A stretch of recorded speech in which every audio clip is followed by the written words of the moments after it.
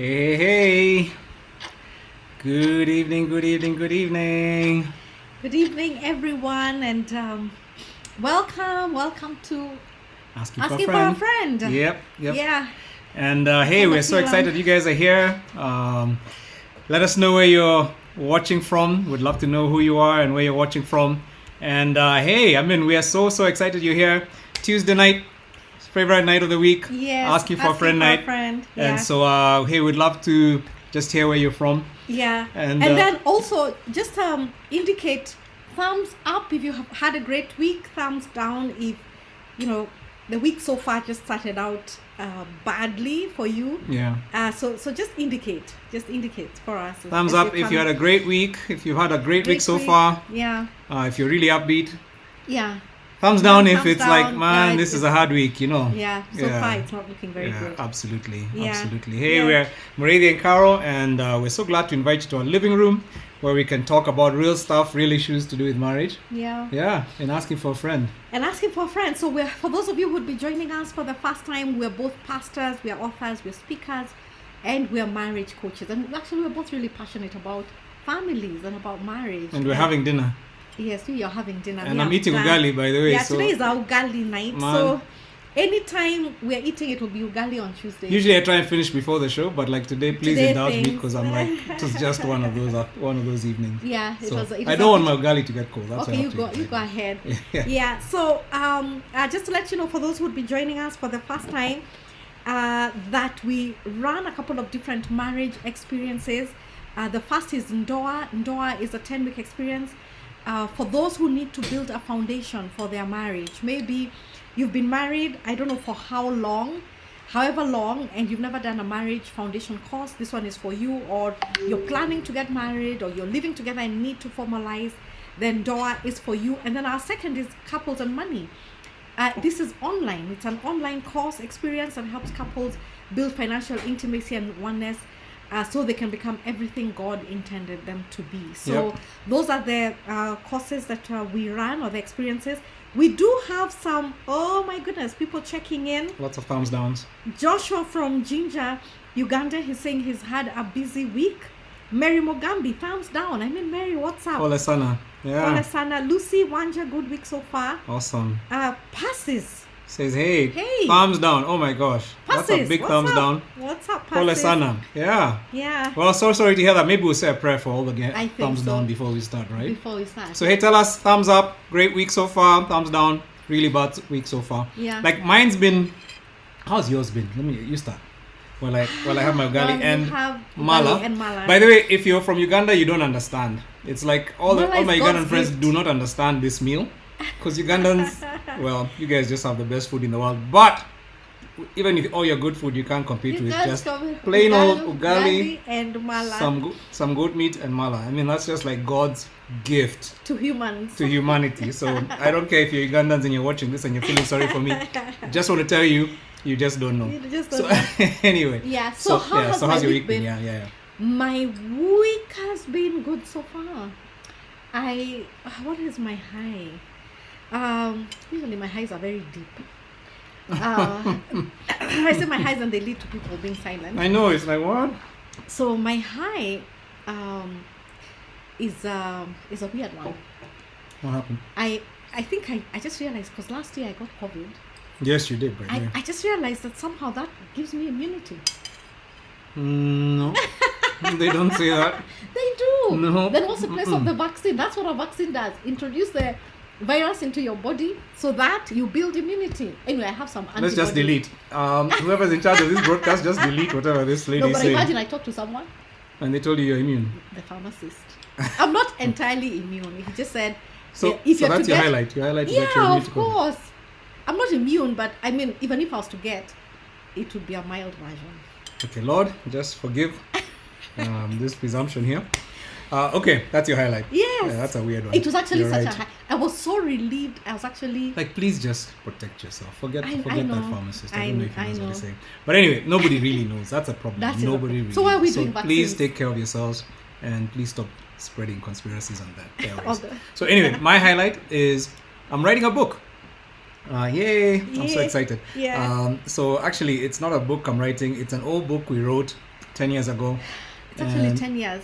And I might have mentioned it last week, but I'm redoing it, and I'm really excited about it. It's falling together, God and has given you the grace yeah, to like do it. lots of energy for it.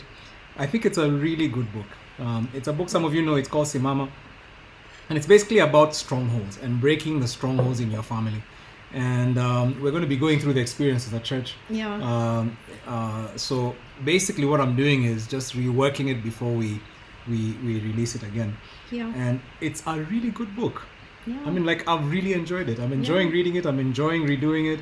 And I think it's much better now. It reads much better. I mean, great content, but it reads much better now.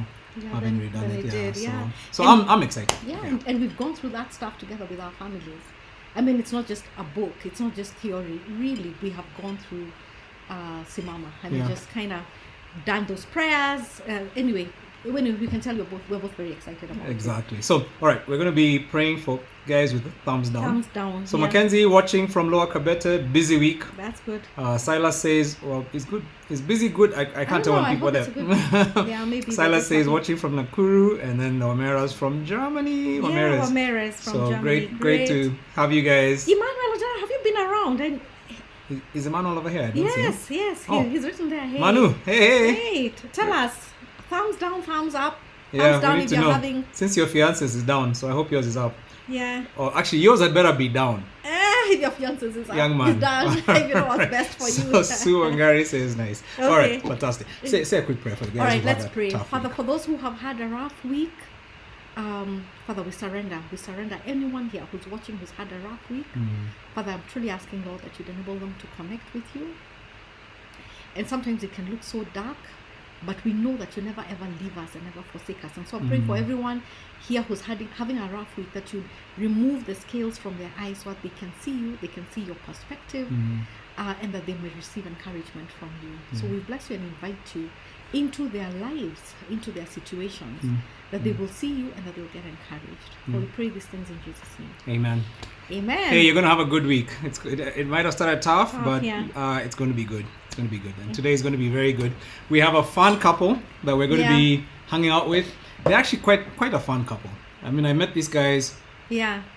through Couples and Money, Couples because and they're part of Our community. our community at Couples and Money, and boy, are they just full of energy. Yeah. And yeah. just maybe introduce them, and then we'll get them in here. So now, our mystery couple have been married for 1 year Yeah.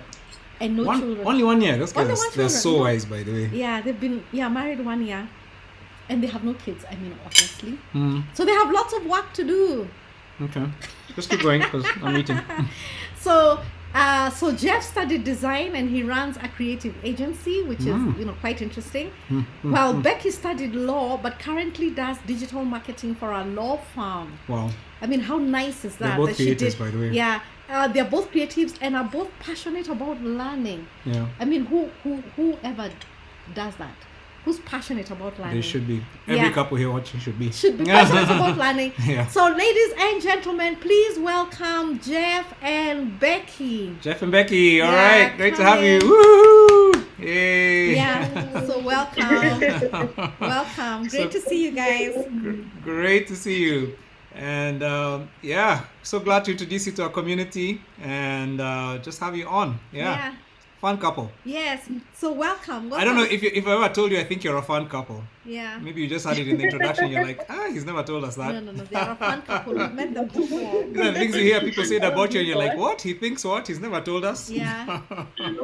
So as we welcome you guys, there's still a couple more guys who we will welcome. There's Abraham Mashani from Langata. That's welcome, Abraham. Then we have Viola watching from quarantine. Oh no. Oh, Viola. Paula Sana. Yeah. Yeah, I guess quarantine's still going Quarantine on. Let me is tell you, still this going COVID on. thing is real. It's just such a nuisance. Yeah, it is. It is. I hope you guys are taking care, Jeff and Becky.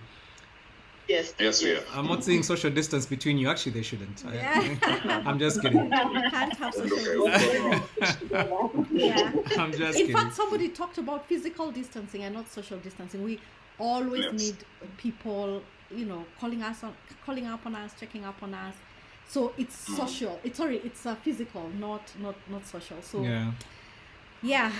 Well, good to have you guys on, and yeah, very very exciting. We are really glad to have you on, and I'm just going to check something on our thingy. Okay, it looks like we're still on. I wasn't sure if we've hung up or anything. Okay. So tell us if you can still hear us, guys who are watching. I hope we are still Yeah, on. I think we are. You think we are? Oh, we are. Okay, Yeah, fantastic, listening. fantastic. Okay, excellent. So let's get right into it. Yeah. Hey, you guys, we just want to know a bit about you. So, rapid fire, like in 30 seconds. We want to hear your story, how we met. So we're going to start with Becky. With Becky, huh? Yes. Okay, Becky, want to Becky, hear how version? How you met. How your you met. Let's version. go. Shoot. 30 seconds. Oh, okay. We have two stories.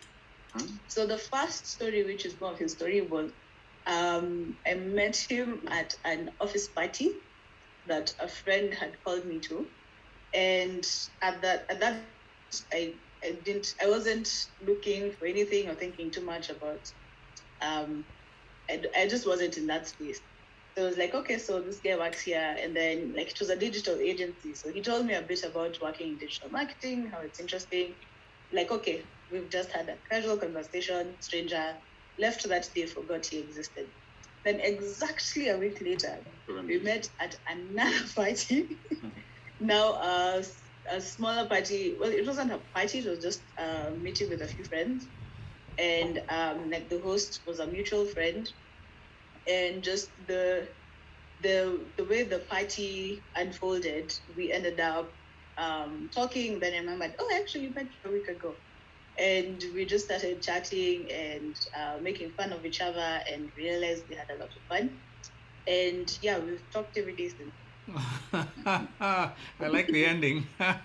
We talked every day And since. so, I really like how that. about for you? I hear there are two versions. How Okay, about Jeff, we need to hear the Jeff, other your version. So when she came to the office or the agency that she was talking about earlier, I thought she was coming for a job interview. She was coming to look for a job. So I sat there and I was really just like giving her tips. I was like, oh yeah, you know, you could actually try and do this, and you should go and focus on this. If you want to apply for this, you should apply for this position, blah blah. And I thought, this is someone coming to look for a job, so I may as well help her. So you didn't notice So, her, or yeah, you didn't think she's pretty or anything. This is how you help all humans. You're just that helpful guy. Yes. She was very pretty. Like, her eyes sparkled and all that. Yeah. Good line. Well done.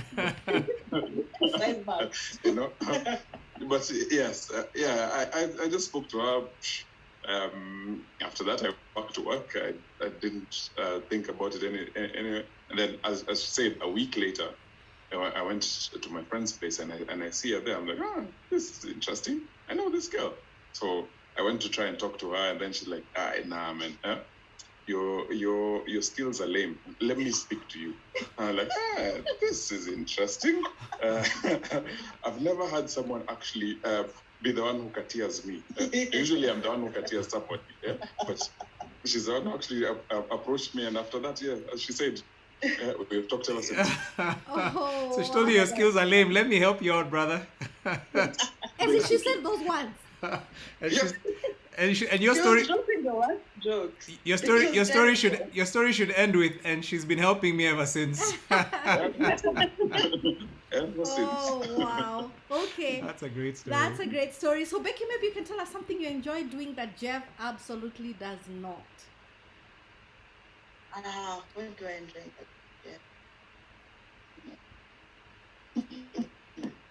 Or something that... Watching action movies. This guy, I've never been so upset in my life. Wow. Yeah, so he's not with us on the action. Oh, That is so interesting. you don't like action movies. You're like the opposite of us, for sure. Oh, wow. Yes. Okay. So Jeff, maybe a question from you. Who usually they say we marry somebody from our family. So just prove it's true. Who does Becky remind you of in your family? Who's she like? Wow. That's a good question. Family. Yes. Wow. You've never thought about it. That's a very tough one. Wow. Okay, I'll say mother. Mother? Yes. Yes. Because, my grandmother, because like she's very different from my mom. Clearly, not my mom. Very different from my sister. Not my sister. So, I think grandma, at least, she was more or less the same personality. Yes. Wow. Oh, nice. Hey, there you go. That's conversation for after this. I can see some questions are going to be asked. Yeah, I think you used to say, I remind you of your mom. This is about them, not about us. Now I'm even starting problems here. Okay. Yes, used to say Keep going. All right. Keep this moving. Becky, who out of the two of you, who forgives easily and who's the one who's most likely to hold a grudge? Jeff forgives easily. I hold the grudge. You hold a grudge? Wow. Yeah. All right, Jeff. So, what comes to mind whenever Becky says we need to talk?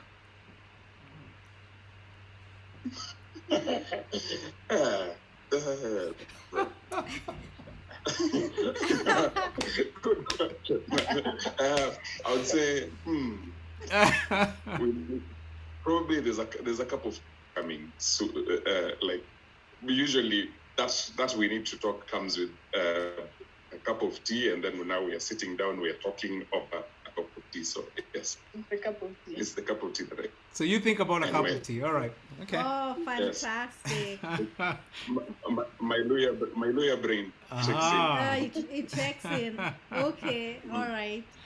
Yeah. Okay. Well, we're Yeah. really glad that you guys could join us. Thanks so much for indulging us in our little game. Yeah. Just hopefully getting to know you, getting our people to know you. And for those who are just watching, just joining us, this is Jeff and Becky, fun couple, wise beyond the age of their marriage. Yes, So they are. just looking forward to connecting with them today. Yeah. But hey, we every Tuesday, like we're telling you earlier, we have this thing called Asking for a Friend. And before we even have the show, like during the day, we get people to interact and connect. And so people today we're talking about just different spending habits, different aspirations. What happens when couples are mismatched in their aspirations? And fun comments from the group. Yeah. They're so some of the people said, one of the people said there are people who are raised in cushy lifestyles, and then there are people who are not, So one of you comes from like much more impoverished background or just not as privileged. The other comes from a really privileged background. So this person talks about that being a major issue. So I mean, like I'll be honest. Like when we got married, maybe that wasn't so much our story, but the bedroom, her bedroom in her parents' house, was bigger than the house I took her to. So I mean, I guess that's what this guy was referring to. It's like I'm sure her parents were just sorry for her getting married to this young man. So I mean, that's an issue for people because sometimes the mismatched aspirations will come from there. Somebody else said it's a big problem when one party comes from a well-off family. She likes expensive stuff. I don't know why they said she. It seemed like the mamas. It could be the guy. Yeah, but I'm sure there are guys who like expensive stuff and are married to ladies who are much more thrifty. Yeah. So this person says, maybe that's the issue, but then you forget you're not at the level of your parents, and trying to convince her can be a hurdle. And then a third one said, many of us live for the world, and for people, basically, we're trying to impress our peers rather than making our marriages work. So we want to dress expensive bags and shoes, and yet we're struggling to make ends meet. So I think this was a person who was feeling, I suspect that was just code language for my spouse likes expensive things, and yet we're struggling in the house to make ends meet. So you can see there's quite a few issues. I mean, those it's a real issue. It's a real issue, and people definitely do come from different backgrounds, and they do have different aspirations and lifestyle. But I'm very glad because today we have Jeff and Becky. They have they have been working together for a while, which is fantastic. And I'd like us to start from the beginning. You've been married for 1 year, But what I'd like us to do is to back up a little bit and just ask, before you were married, what was your money journey like? Because usually, we're just talking about background. So what was your money journey like? And we'll start with Becky. Okay. My money journey before we got married. So I'm the last one in a big family, and that means that we were kind of an okay house. Like we had the basics we needed, but there wasn't all that time for fancy things. And then being the last born, I had Mimi and me downs was the standard. Yeah. So I grew up always waiting for my own brand new clothes, my own. Basically, I grew up waiting for mine, right? Oh, yeah. So finished school, went through a period of trying to figure out what I really wanted to do in my life.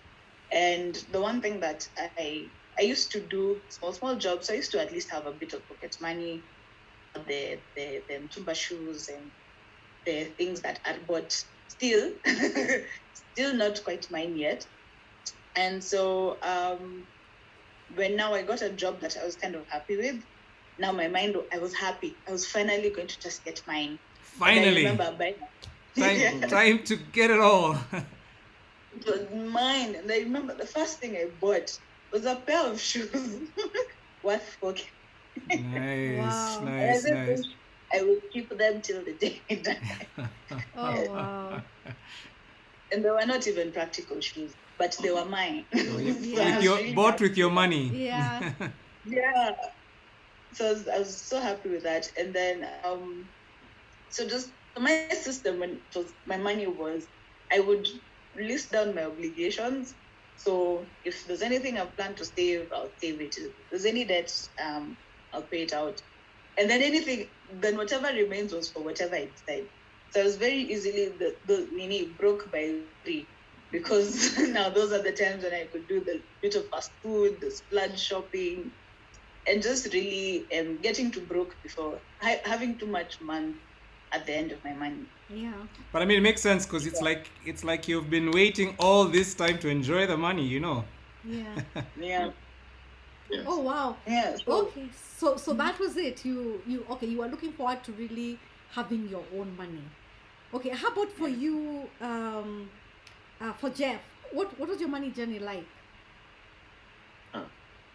My money journey was obviously very different from hers. So like from a young age, like I moved I relocated to the UK when I was quite young. Wow. I was 19, going on 20. Wow.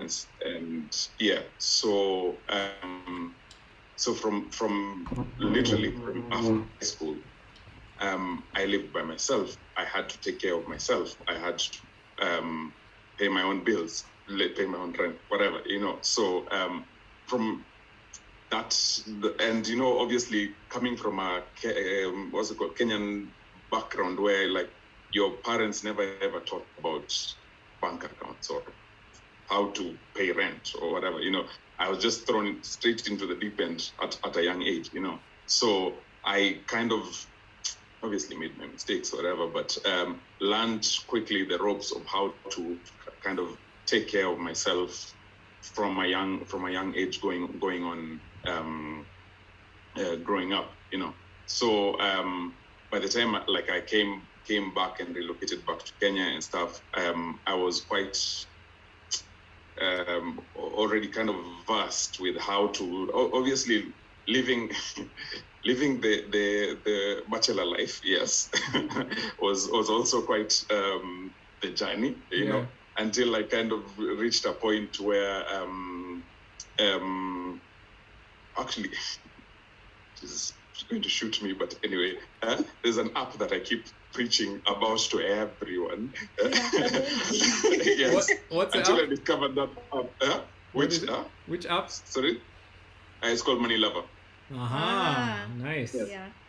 And that practically just changed my habits of money tremendously. Actually changed who I'm hanging out with, what I'm doing, whatever, because I got to realize got conscious about where my money is going, and literally just changed my life basically. Awesome. wow. Well, maybe Wow. that's a tip. Somebody's just received that. Somebody's listening, and they're like, okay, Okay, I'm going to maybe. look for. I need that app. Yeah. So, Yeah. so this app makes you. I guess for you, what I'm hearing you say then is you're thrifty. You're much more conscious of your money. You want to probably manage it well and save. Yeah. And then, I remember, yet again I keep saying I remember a time like 2016, 2015, whatever. Yeah. And actually, just when I discovered this thing, because like I used to hang around with my boys a lot, and we used to obviously party and drink a lot and stuff. But then so I decided I wanted to track how much I'm spending whatever in my lifestyle and stuff. And so I just decided I'll use this because I decided, let me get this app and see just start tracking how much I'm spending in just lifestyle, I don't know, partying and stuff. yeah. And I didn't bother checking like the results or like what it's telling me for a year. Wow. I was just inputting the data, but I didn't know how to use the app well, So I was just inputting the data, and I didn't bother looking it until like up to in December is when I figured out, oh, you can do this. Like I can find out now How much? how much my spending is, and what I found out, I was like, huh? I'm spending this amount of money on leisure Wow. and Yeah. lifestyle things. I might need to change something, and boom, like I literally had to drop my friends and drop what I was doing and Wow. change my lifestyle. Wow. So that's so interesting because then you're this guy who now, it's like you're saved, man. I'm not gonna save, I'm not gonna waste my money anymore. Yeah. I'm gonna be thrifty, I'm gonna watch my pennies. And then you Yes. meet this beautiful girl who you fall for, and she's like, I'm ready for life. mine. Yes. So, I want to. I've finally earned my money. I want to spend my money. like I can see where this story is going. Yeah. So obviously that must have led for very challenging interactions. Let's put it that way. Yes. Yeah. Yes. Okay. Yes, it did. Maybe, yeah, Becky, you can just say the tension that was there. The tension came in when we got engaged, and did we spend our money after? Yeah, when we got engaged and we were planning now how to plan the wedding. Now we had to have that conversation. So this is the idea that we have in our heads. Jeff is a man who didn't care any less about the wedding. Me, I'm a woman. I want nice things, but I also have. But we've done Noah before, so like the fairy tale wedding, that idea was forgotten. But I still wanted a day that I wanted to enjoy. Yeah. So when we sat down and we agreed, okay, so we're going to have a memorable day, but we need to do it practically. And to do it, we came up with a rough figure for the budget, and we gave ourselves a year to raise the budget. Yep. And Nice. to do that, it meant we had to put together our finances. Now, one thing that helped that situation was just when we got engaged, I got a job offer that was offering me a lot more than my salary at the time. Nice. And that was a big boost into like now the budget. But now for me, it was a huge blow for me because now I was like, aha, I've made it. I have bank. Yeah, And financial then I was freedom. having this discussion. Yeah. But then I was in this discussion where I have to let go of the bank, and it was painful. It I was. could just see all the shoes I wanted to buy, all the nice, all the takeout I wanted to get. I had to say it's gonna wait. Yeah. So did you wish you met him like a year later? Yes. Yeah. Yeah. just 1 year. Just- Not too much. You enjoy life. Yeah, so that you can enjoy life. Oh wow. It was tough because now it was like he had a say in how I spent my cash, Yeah. and it was a real struggle because at first it felt like I was giving up my independence and just this thing that I had looked forward to for so long was just going to have to wait again. Yeah. Yeah. Yeah. That was my perspective. Yeah. So somehow you guys were able to reach a compromise without killing each other. I mean, that's commendable that you're able to actually get there. And I know that one of the things that we've admired about you guys is you actually chose to invest in your financial literacy together as a couple, even before you were married. Because I remember you did couples and money like before you guys even said I do. Yeah. And Yep. there's some decisions you've made that have been pretty radical in terms of just choosing to have a simple lifestyle. So tell us about that and what led you to that decision. You know, like what got you to the place where you're like, okay, we're not going to try and impress people. We're Yeah. we're actually going to stay and live our life. We're going to run our race together. You know, what I'd say about that is basically, yeah, and couples and money. Actually, from couples and money, somewhat quickly. Yeah? Because, you know, like, as she said earlier about our passions and learning together, we have done, we do a lot of audiobooks together, we do a lot of stuff together, Wow. like anything that Oh wow. can help us grow together, we do that.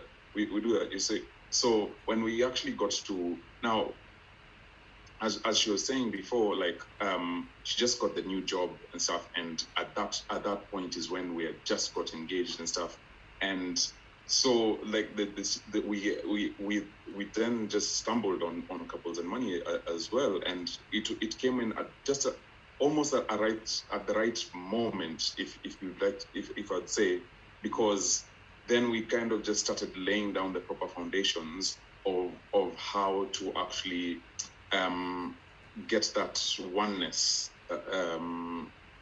together, you know, Yeah. and having that common understanding together, you know, like as I said about learning, like I'm a strong believer in, I don't know, reading the manual.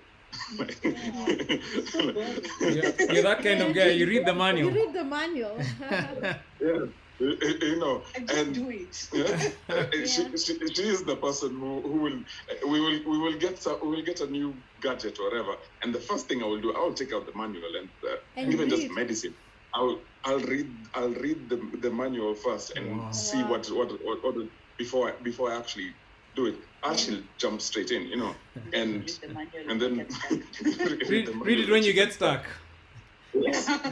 Yeah. You know. Yeah. So I thought like the couples and money thing was a very, very good manual on how to actually just have that common understanding, you know. So when we are kind of working through things, there's practically a manual that you can actually go through and find out what is where and how to make some decisions, and it really helped somewhat really. Wow. So at least you're able to start with a common foundation Yes. as you were starting, huh? Yeah. And maybe that's a good thing to tell any young couple who's watching or couples who are Yeah. not married yet. Yeah. Or if you have friends who are you're watching and you've got friends who are getting married, just telling them invest in in learning together. Because I really love that you guys did that. Now, Jeff, somebody just asked what's the name of the app? Just say it again so anybody who wants I can see there are people who want to get that app. Yeah. Money lover.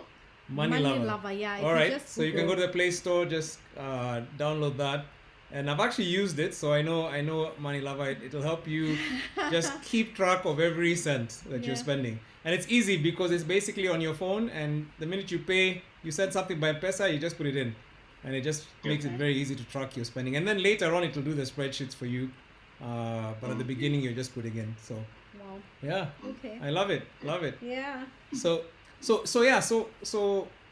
how did you growing up, was it did you see your parents working together, Jeff? Was that something that you learned at home as well, or was that a different experience for you?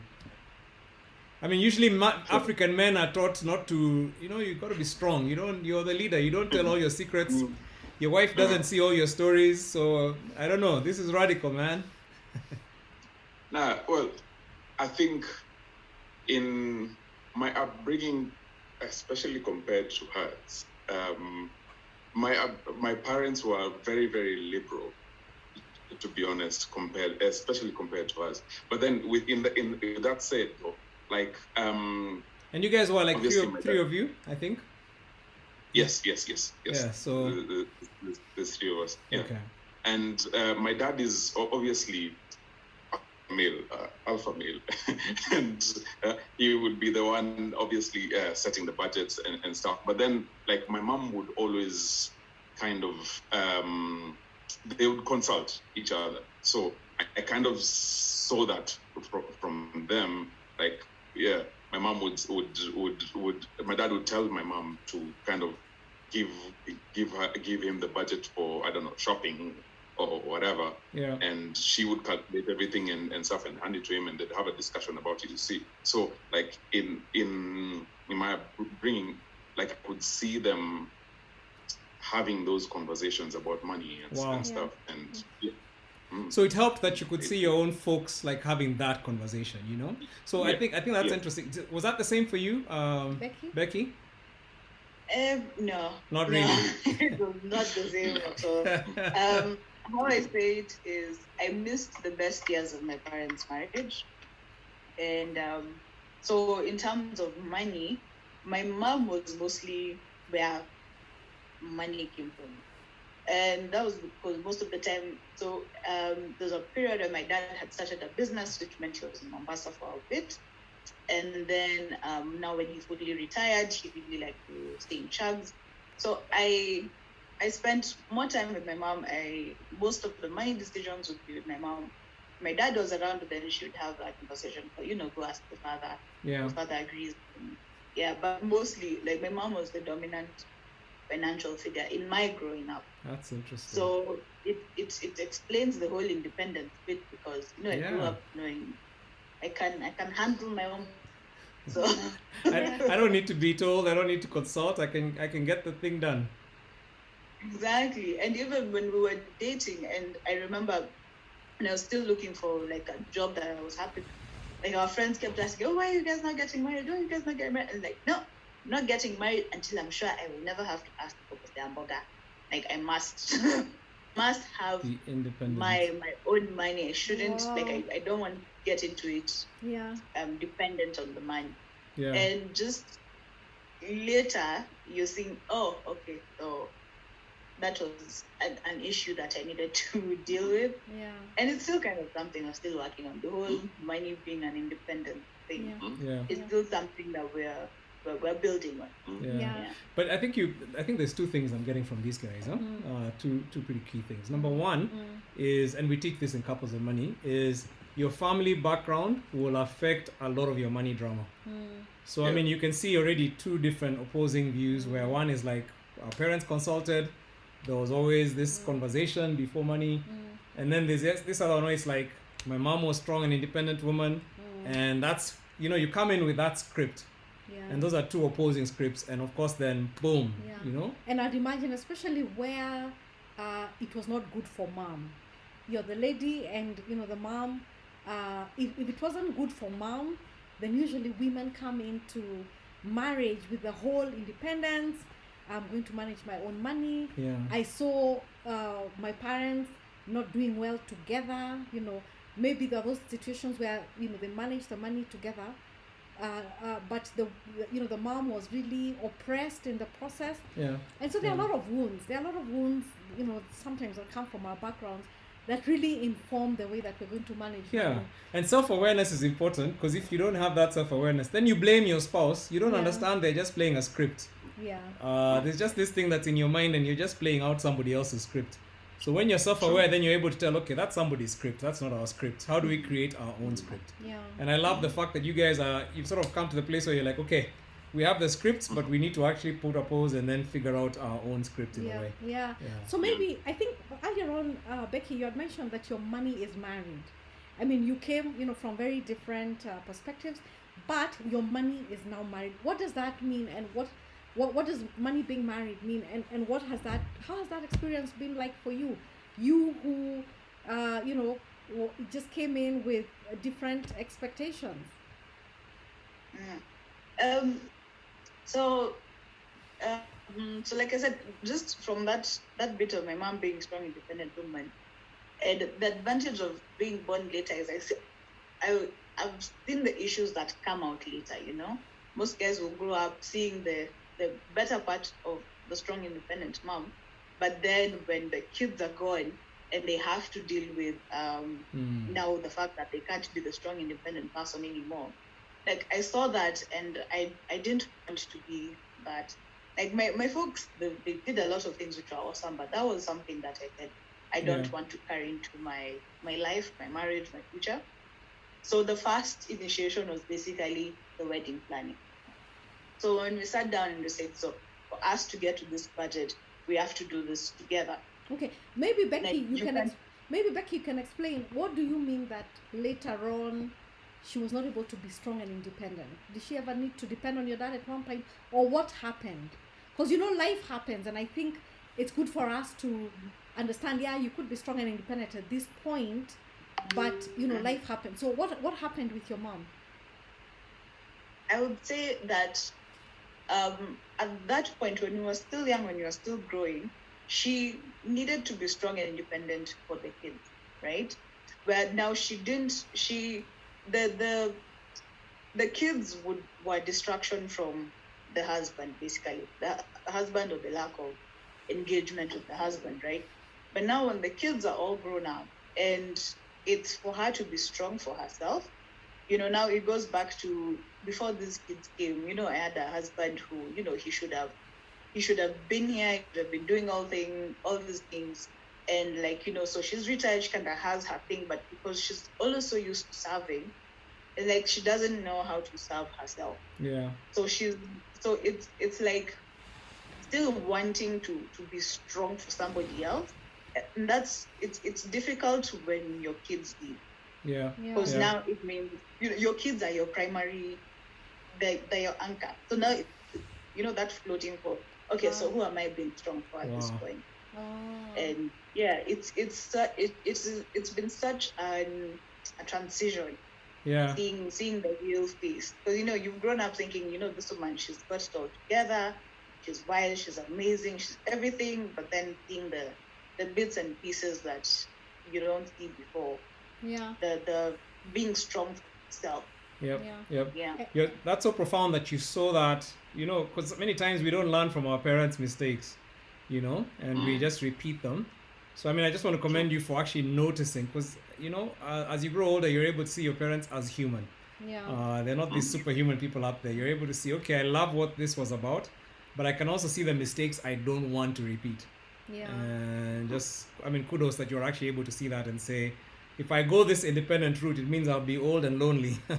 Once my kids leave, then I actually have not created a bridge, And so for those who are listening, maybe that's just something to think about.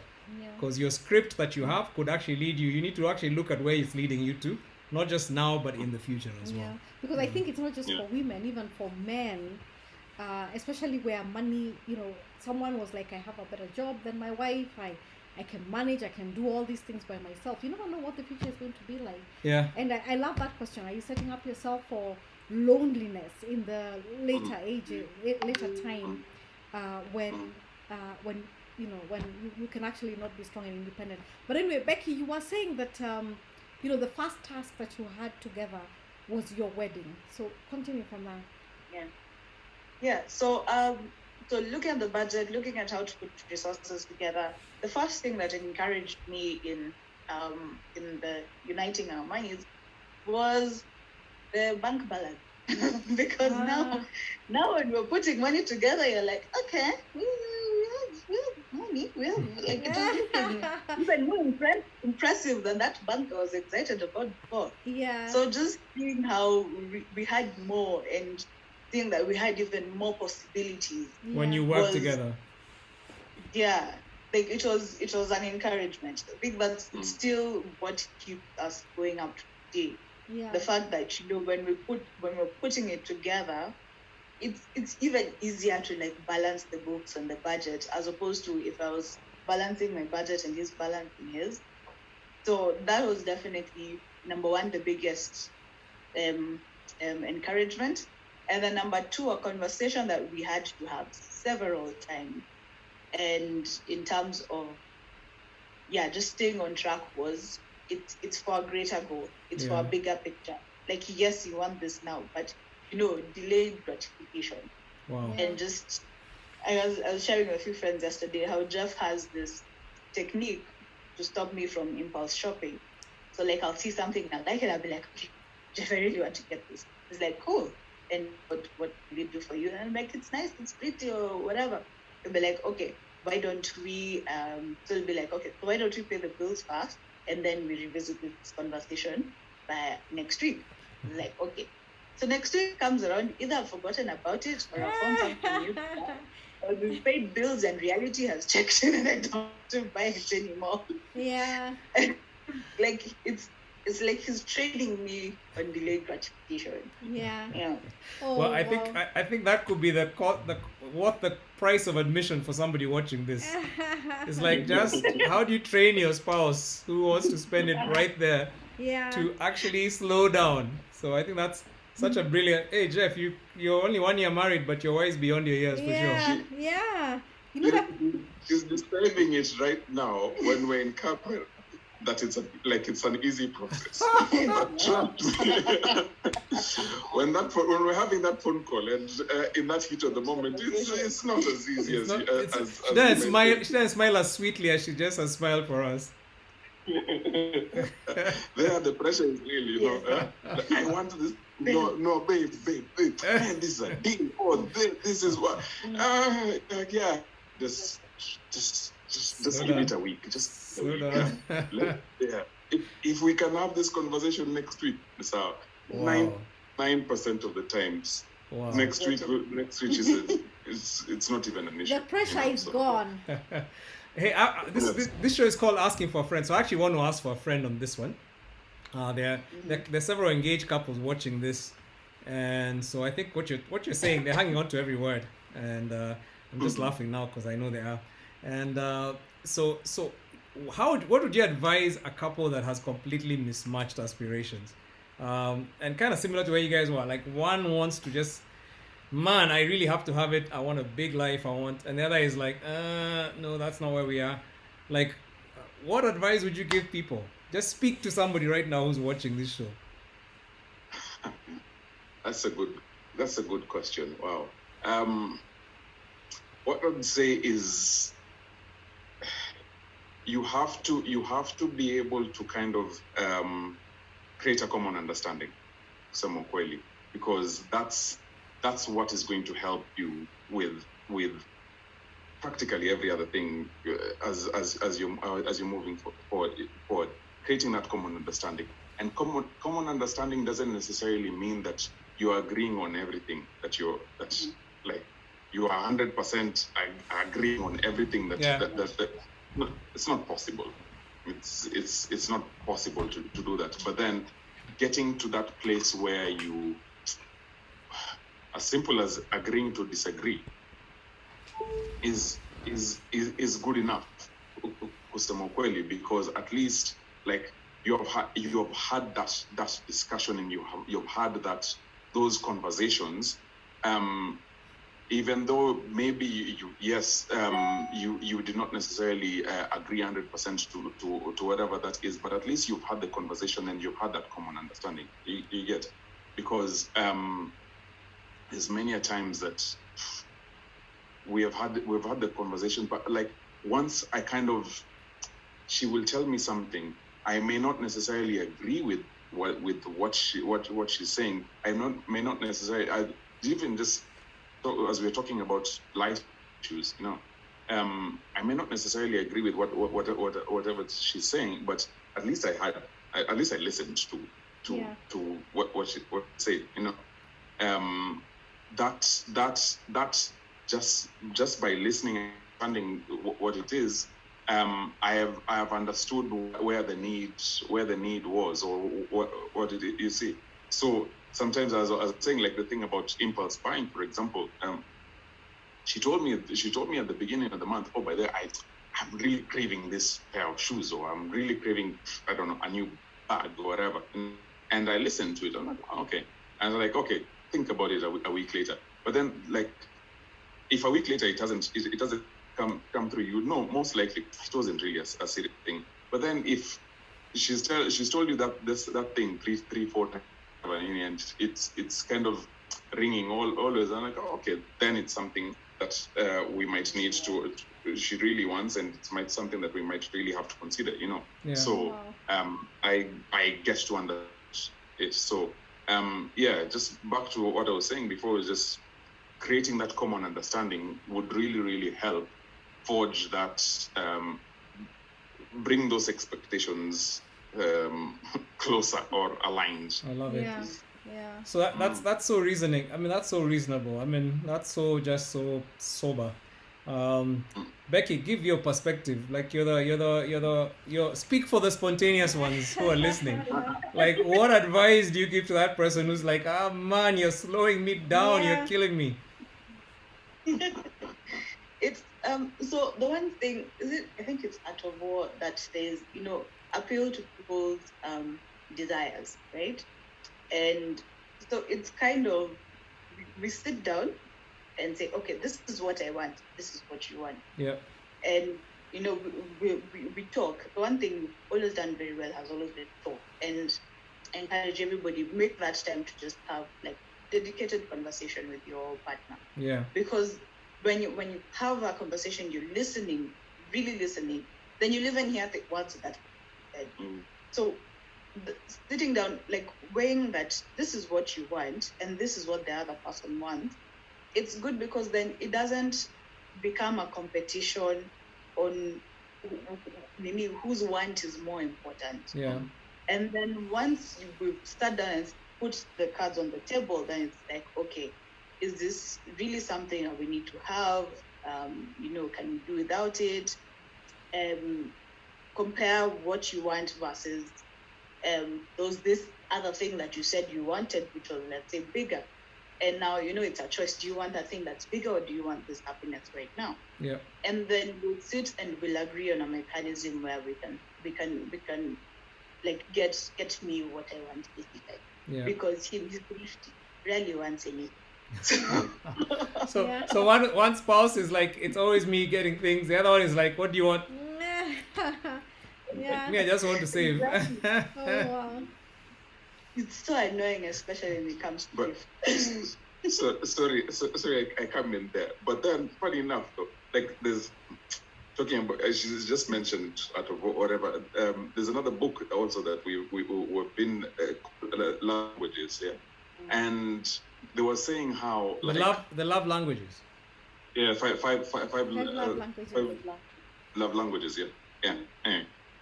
Yeah, so in that book, they were saying how like so you know how like everyone has their own love language, you know, and for the thrifty ones, or so-called thrifty ones, yeah, for the thrifty ones, for someone like, so I get joy or happiness when I'm thinking, you know, and putting money away or things like that, you know, that brings me joy, you know. She enjoys spending and gifts, you know. Yes.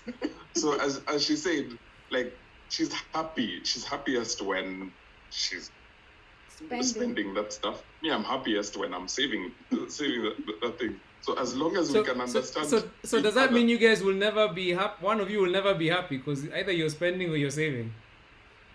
No, because the thing is, I teach him how to enjoy things, and he teaches me how to save for the things that I want. So it's, you know, you both have to concede at some point. You can't hold your ground, you know. There has to be a concession, and when you have the understanding that it's for the greater good, that's not it, if he's happy, then I'm happy, and if I'm happy, then he's happy. Because it's a fact. Because if I'm not happy, then I'll be snapping at him, and no one is happy. So you have to get to that point. Okay, so for me to be happy, it means I need to let you be happy a little bit, and you know that for you to be happy, you also need to let me be happy a little. So we find that common ground. So those times there'll be no, those times there'll be yes, those times there'll be okay. Let's figure out a different way to do this. Yeah. Wow. Yeah. Oh, that sounds just so amazing, and that is like your budgeting process, where you say you bring everything to the table. You have obviously some needs, just lifestyle. You need to pay your rent, you need to pay your bills, but then there are some wants, and I think the key problem with the couple's experience is not understanding what to do with the wants. And it's so interesting when you say that. For Jeff, Jeff shows you, Becky, how to plan or how to save for your wants. I mean, that's so interesting. Yeah. Yeah, you need her. Yeah. And you need each other in a You sense. need each other. You need each other. Yeah. Okay. So maybe I could ask. So what helps you? Jeff, you need someone to show you how to have fun. How to enjoy? Come on. You can't be boring like just putting money aside in an account. What's that about, huh? I'm feeling Becky's Anna here on this one.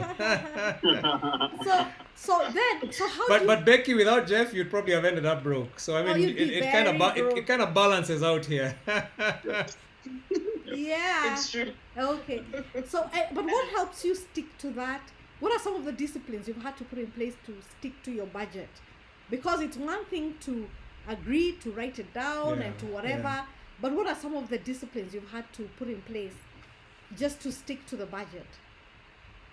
Money lover. Money lover. Money lover. All right, that up again. Money lover up. By the way, these guys should pay us something for endorsement, Bana. That's we're giving them huge endorsements. But it's a good app. I use it as well, so it's a good app. Yeah. Yes, actually, it's funny. It's funny as she mentions money lover because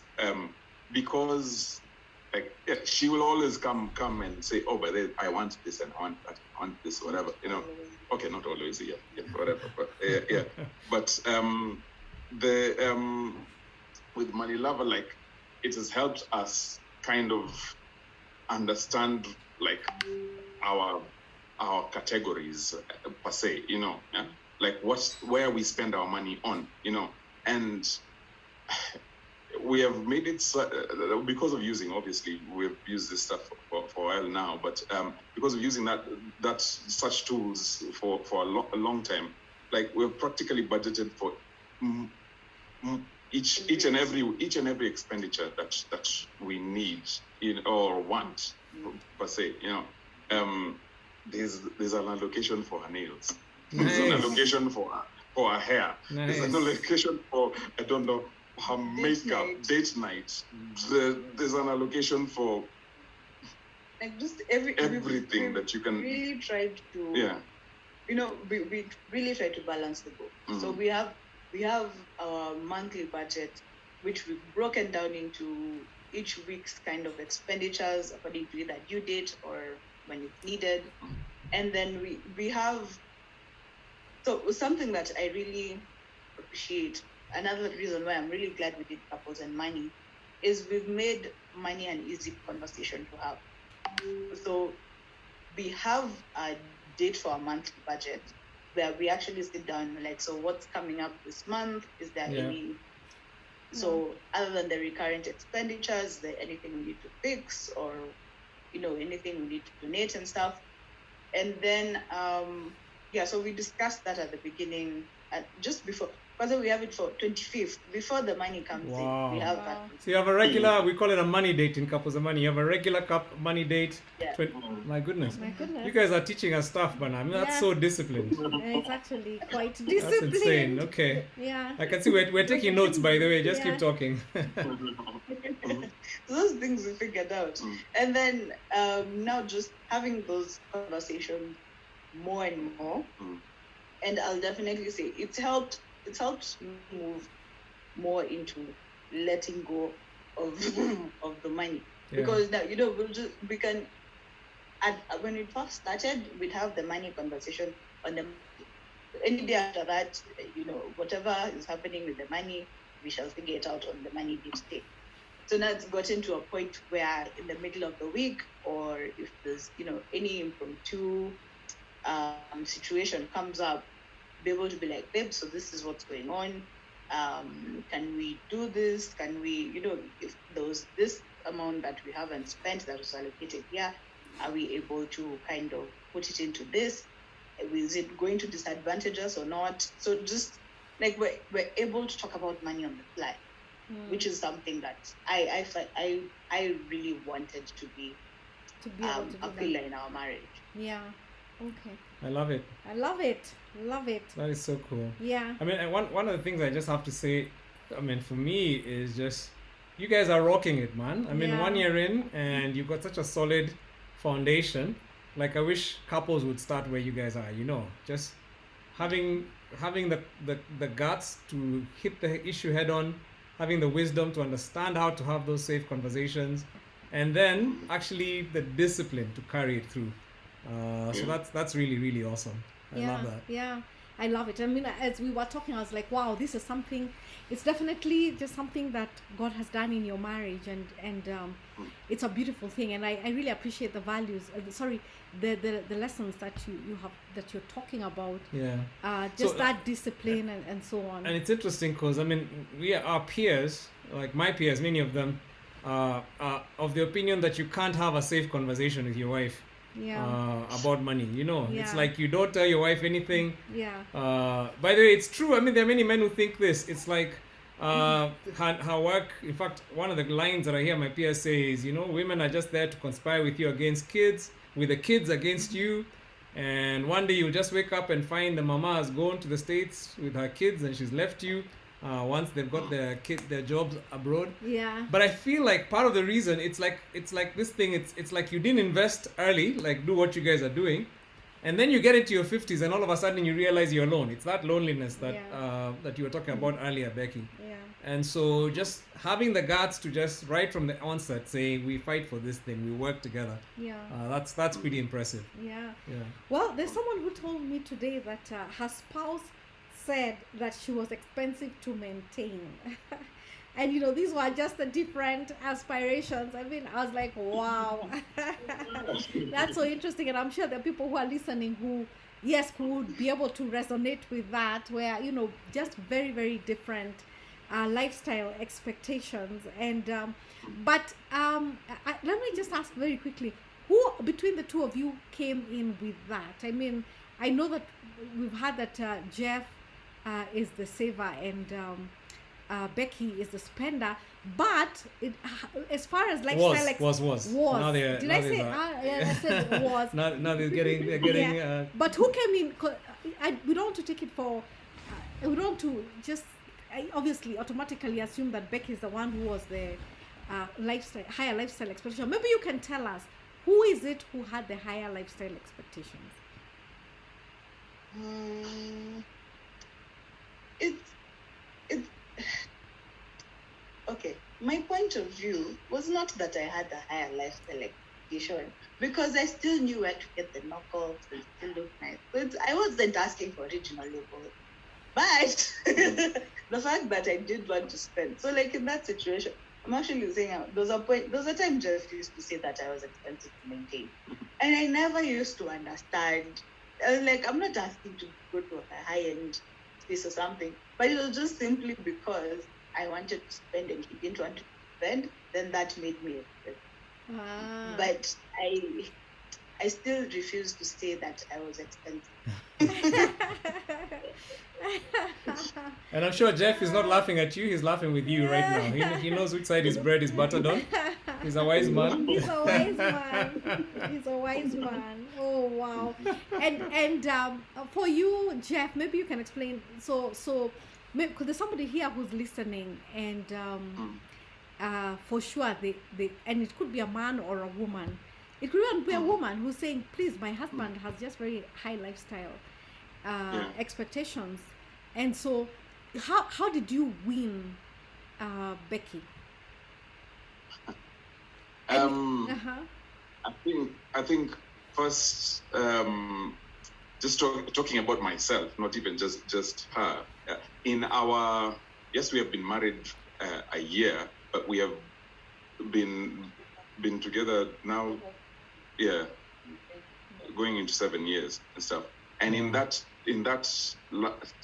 lifespan, like I went through the whole kind of money journey of when I was employed, earning a very good wage. I left that job, started a biashara, which obviously when you're starting a biashara, you're practically pumping money into the business. You're not earning the money. So I went through a season of highs and lows and stuff, and saw what that did to myself and even us and our lifestyle. Yeah. When we first started dating, obviously at that time I was earning quite well, and I was in a good job, and to go to holidays in Mombasa and all that stuff, and then and then we're getting closer towards the wedding, and now I am in business and stuff, and the money is not as good, and we have to now kind of bring down the lifestyle. And that's, as she said, our journey started with now the wedding planning, because all of a sudden when now that has come in is when we're starting to now having to evaluate our life, evaluate our lifestyles and stuff, and having to work together, and coming to that common understanding, as I mentioned earlier. As she said, I did not necessarily understand that the lifestyle that she wants to buy these things, and me, I wanted to save, and it took a while before we actually got to that understanding. Like an example of how we worked it out is you give her what she wants a little. Yeah. So, for example, when we started dating, just as I said, we used to do takeout. Like, it used to be taking me out to dinner. We used to go out a lot. And then when it got to that point where we had to have that reality check of this cannot be sustained, now the conversation we had was, actually, he proposes, like, okay, what we can do, we can go out once a week. If it's takeout, we can do it maybe once or twice on the weekends, so that, it's not all taken away, and then I'm thinking, this guy, he just used to katia me, now he's taking me for granted. No, this is the reality. I can't give you all, this is what I can give you. And when, again, having the conversation, because being able to tell me that also helped me understand that I need to calm down to juggle and be realistic, understand what's going on. Jeff, you're a brave man, because you basically told the girl you're dating, let's just lower expectations here. I can't take you where you used to be taken. That's no, but like for many guys, it's like fake it till you make it. It's like you don't want to show that you're struggling. You don't want to show that things are not quite working. So now you end up either you're avoiding her, or you're borrowing money, or you're pretending, and you're just trying to sustain the relationship. But then you end up marrying her, and then what? And so just the whole, and then you end up faking within marriage, because you just could not be honest when you're dating. And so absolutely important to talk about marriage at that point. At that point. And by the way, I think you guys are such a great example for why we do couples and money, because it's so critical. I was talking to a buddy of mine who told me, the pain is real, by the way. On the ground, things are so different. Because he was like, we did premarital counseling, we did the whole works. She was a born again believer, according to him, and then when he lost his job, she bounced. Oh, she did. She was out. Wow. And the guy has been so disillusioned. He's like, man, this is what born again believers means. But he was like, the woman just married me for my money. But I feel like part of the challenge is we enter into this situation never having talked about expectations, never having understood how to have safe conversations. And so there's just stuff going on there. And when she leaves, maybe it's because there was never a common understanding. There wasn't. In fact, I think at one time there's someone who was telling me that they had a friend who the spouse's background was that you could not do certain jobs. So you know how you can say these jobs are too low for me, they're too menial for me to do. And so the wife was carrying the entire burden for the family. Because the guy can't. It's like Yeah. I'm waiting for a perfect I'm job to come waiting for along. the perfect job. I've applied, I've applied. so I'm chilling Imagine. home. So she's annoyed, Yeah, because she's carrying the weight. but she can't speak because Yeah. it's just a taboo subject. It's you just know? a taboo subject. And I think what we're saying is that marriage, financial compatibility does not come naturally in a marriage. So Jeff, I mean, but you know the African thing is when you're talking to your wife like this, amekaliwa kama chapati. You know this guy Yeah. he's been oppressed at home. I mean, Yeah. like there are some boys who like you tell your wife what Yeah. she knows how much you earn. Like what kind of man would do that? You know, Yeah. Yeah. like how do you deal with that? You know, or is that not an issue for you?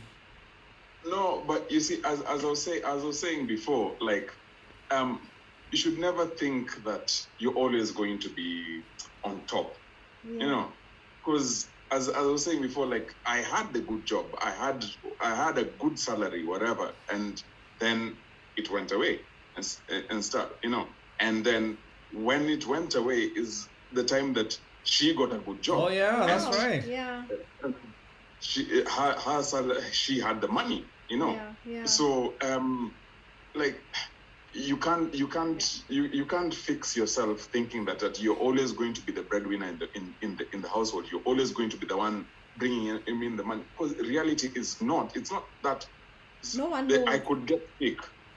I could get sick or something that I can't move, and she has to bring. And then what happens? You know.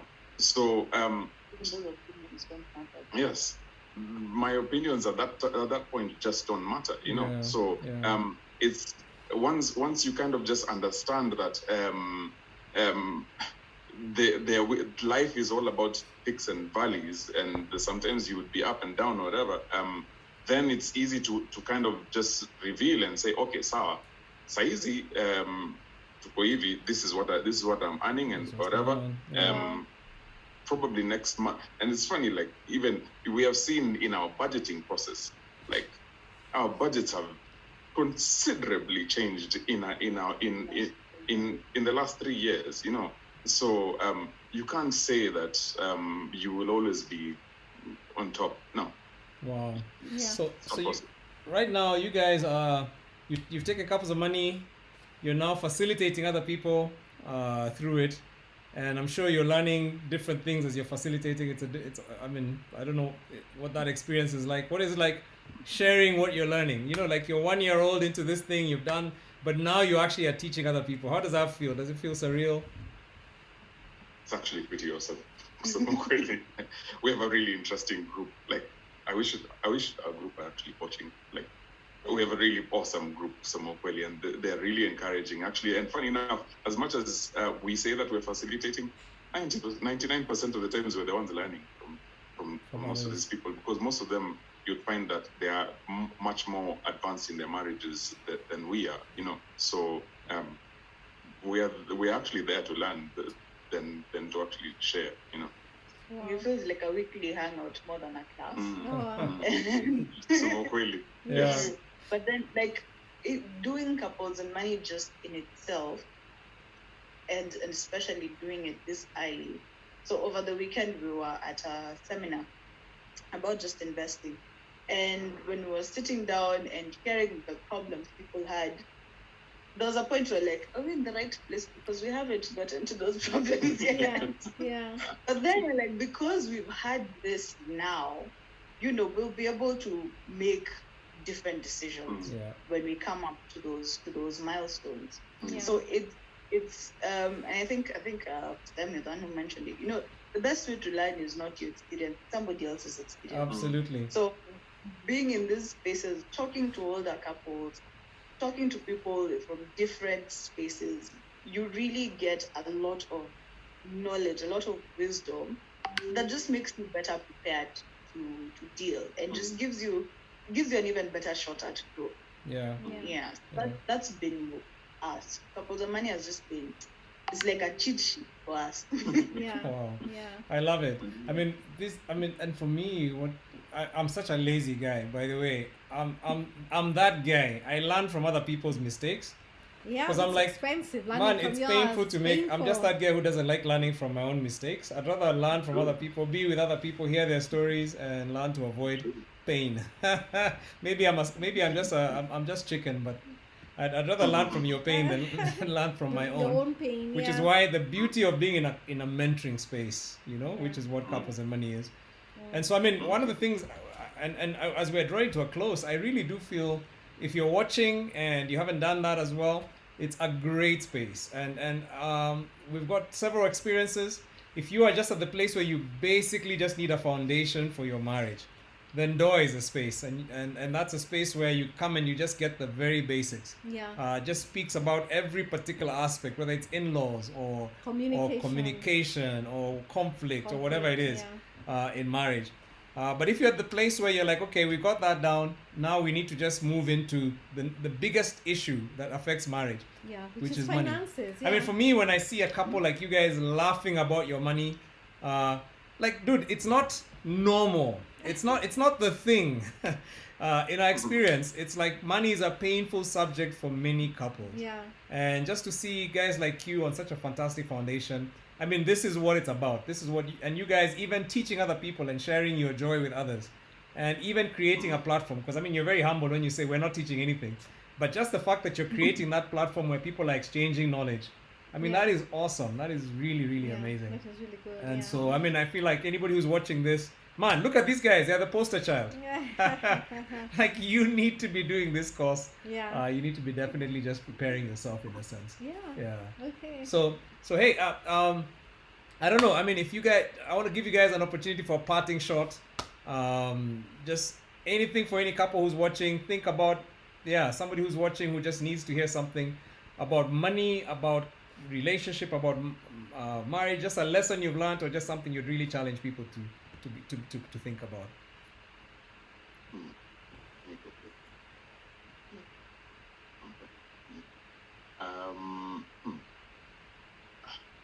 Okay, as we have said before, whatever, and has been said a lot in the show, that we're not necessarily that old in our marriage and stuff to know, to be wise elephants or whatever. But I would say, like, in the stage that we are in at the moment, the lesson, or my biggest lesson at the moment, is all about managing expectations. I think that's a very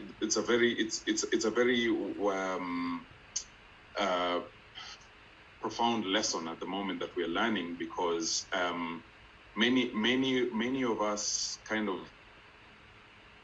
you have expectations of your partner, which it's your expectations, and sometimes you would get at your partner because your partner is not doing XYZ and not doing blah, is not living up to the lifestyle or whatever that you're supposed to, whatever, but 90% of the times it is shida ni wewe, see your partner, and once you kind of understand that, it's like you have to kind of manage your own expectations, and manage those things or yourself, not point an accusing finger and start blaming people or whatever, and once you kind of understand those things, it's very simple things, like washing the dishes. for example, once you kind of understand what your expectations are and stuff, and and manage them, I think you will be a much happier person as yourself, not and your relationship. So I think that's my biggest lesson that I am in at the moment. I love it. Indoor, we say, work on me, pray for them. the other That's what we person. say. Work on me, pray for them. Because many times we reverse that. We work on them, pray for me. Yes. Oh, yeah, me. I mean, me, the victim. But Yeah. when that shift happens in your mind, I mean, it changes your marriage. So Yeah. I love that. Yeah. I love that. Yeah, Becky, any parting shots? I'd say, okay, the one thing I tell everyone like around me is, I have learned to pray for my partner. Because I think in this life, there's a point at which you need to look towards a higher power, because people will disappoint you. Life will really just mess you up, and you can't come into the marriage thinking that this little space is now supposed to be the perfect heaven. Even in this space, there'll be disappointment, and just things won't always be what you thought they were. The person you're dating becomes a different person when you're married. Yeah. And very little in your control. Very, very little in your control. So when you're just able to pray and surrender your expectations, actually, it makes it easier to get past the obstacles, to get past even just the fight. Like when you surrender, when you let go of, why isn't this person doing this? And I thought that this person was going to do that. When you let go of all that, even if it's not even prayer, just letting go of it, it really gives you a peace of mind that helps you, that makes it easier to get to places of understanding. Yeah. Because marriage it's a learning experience, just like life. You never stop learning. The moment you stop learning, you're dying. Mm-hmm. Yeah.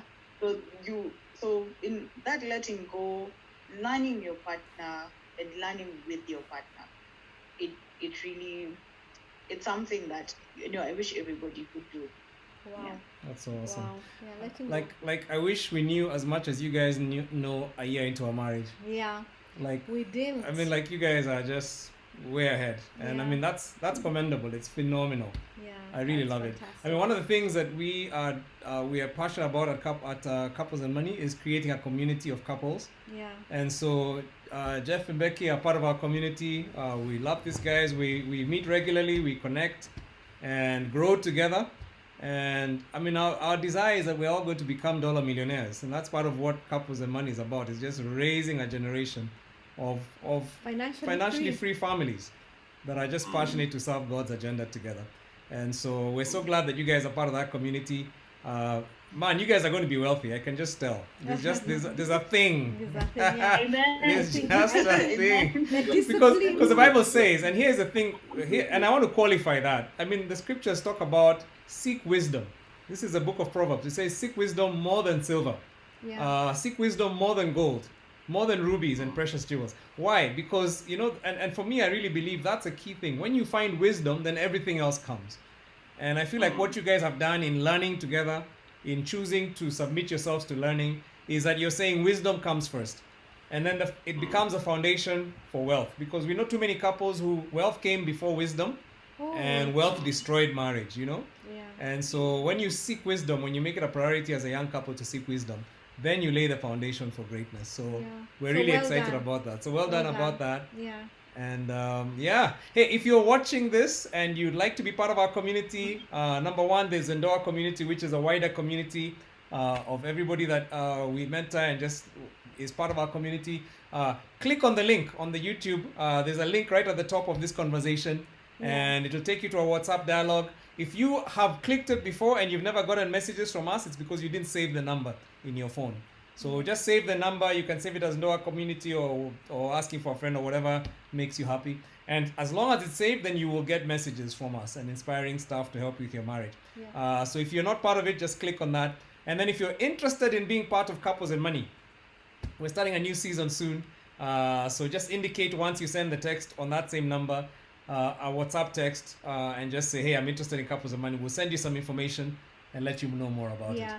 There's someone here, Sue Wangare, who says, hey, off topic, now that you're rewriting Simama, please address the seeming conflict between submitting a marriage to a traditional altar and thereafter A a Christian altar. I think we'll be dealing with that. So this is really about how do you do a traditional marriage and then do Yeah, a Christian a marriage, Christian and how does that marriage. work? Yeah, and the two altars. And Hey, so we're going to put that in the book. Now that Yeah. you asked, just because you asked, by the way, I wasn't going to. Yeah. We weren't planning to. yes, But I'm I going think to. it's a big thing. We'll give a amongst shout out to you in the new Simama, just because that's Yeah. a great question. But And if you're not part of Mavuno, we will be going through Simama as Mavuno in May, and so watch out for that.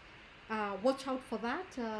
It's Mavuno Church. Yeah, It's gonna be. I think it's gonna be awesome. Smoking. I think it's really it's gonna be amazing good. because Yeah. it's really about Families, breaking the the strongholds in our families. the And so addictions, the patterns, That's gonna be incredible. Yeah. conflict, all those things. So hey, this has been a great night. Yeah. You guys have been great guests. Yes. We're so excited to have you over, and thanks for being with us and just sharing your wisdom, sharing your experience, and just Thank being you. vulnerable with us. We really, Yeah. really appreciate that. I know you've been a blessing. There's quite a lot of people that I know are going to watch this, are watching or are going to watch this, and really be blessed. And so, hey, we want to just come to a close. Thanks to all our audience, everybody who's been watching with us, all the family that's been watching with us. Yeah. We truly appreciate you guys. Hey, we are going to do, I think we've got 2 more shows, and then we finish shows. season 3. Yeah. And so, if you have a topic you really are dying for us to address, Put it in that number. just put it in the door community, Number, and yeah. maybe we might actually come around to it. Yeah. And if not, at least it'll give us the content we need for season 4. Yes. So we're going to be taking a break in April, and then we'll come back for season 4. Yeah. So hey, we're just so grateful for you guys. And by the way, thanks for Jeff and Becky. I know you've been a blessing to all the couples watching, Yeah. and especially my engaged couples, my engaged friends who are watching, who are like, okay, 1 year in, you guys are young enough that you remember what it was like. They probably look at us and like, you guys, it's too long. You don't even remember the pain of getting married, Yeah, yeah. But they look at you guys and say, at least you can identify with you guys, and you guys are real. And so thank you for being a blessing. There's so many people I know you've been a blessing to Yeah. in this show. Yeah. So hey, we want to pray for you, and we want to also pray for everybody else who is watching tonight. So I'm going to invite my wife, who is, she loves to pray, by the way, and she's a phenomenal prayerer, if there is such a thing. Okay. If you could just speak a blessing over the people who Yeah. are watching tonight. Our Father, we are thankful for this evening. Thank you for the conversations we've had. Thank you for Jeff and for Becky. Thank you for their openness, for their willingness to just share about their lives. We have been blessed. We ask you, Lord, that you would, where they have given, that you would replenish them. And we're praying, Father, that you'd bless them in their marriage, give them many years together, and enable them to impact many families and many couples. For everyone else who's listening, we again just ask for your blessing. For anyone who might be going through a difficult season in their marriage, we pray that you, even as we have these programs, you'd speak to them and that you'd show them the way out. The battle, Lord, belongs to you. You're the one who gives us strategies of how to overcome the challenges in our marriages. And I'm asking, Lord, for anyone here who would desire a strategy, that, Lord, just I release it even now in the name of Jesus. That whoever needs that strategy, whoever needs to hear from you, will hear from you, will hear your voice telling them this is the way to go.